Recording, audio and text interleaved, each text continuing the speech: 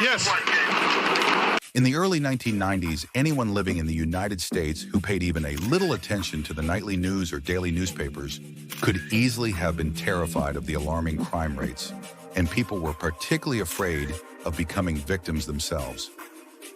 Deaths by gunfire, violent and otherwise, had become commonplace.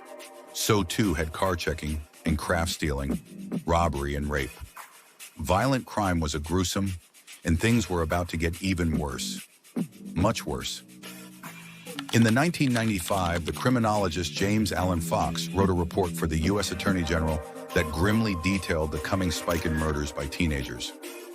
A generation of killers about to hurl the country into the deepest chaos.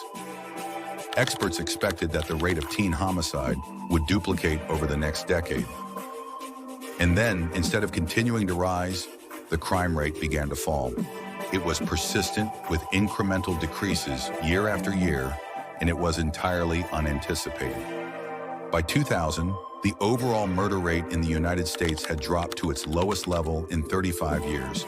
So had the rate of just every other sort of crime, from assault to car theft. Those experts have failed to anticipate the crime drop or in a hurry to explain it. Most of their theories sounded perfectly logical. It was the roaring 1990s economy that helped turn back ground. It was the proliferation of gun control laws, the short of innovative policy strategies put into place in New York City. However, there was another factor that had greatly contributed to the massive crime drop in the 1990s. It had taken shape more than 20 years earlier. Now concerned a young woman in Dallas named Norma McCorvey, a girl who all she wanted was an abortion.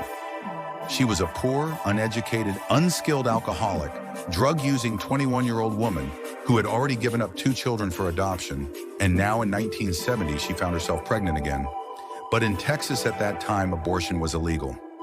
Her court came to be adopted by people far more powerful than she was. They made her the lead plaintiff in a class action lawsuit seeking to legalize abortion.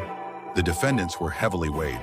The case ultimately made it to the U.S. Supreme Court, by which McCorvey's name had been disguised as Jane Roe. On January 22, 1973, the court ruled in favor of Ms. Roe, allowing legalized abortion throughout the United States.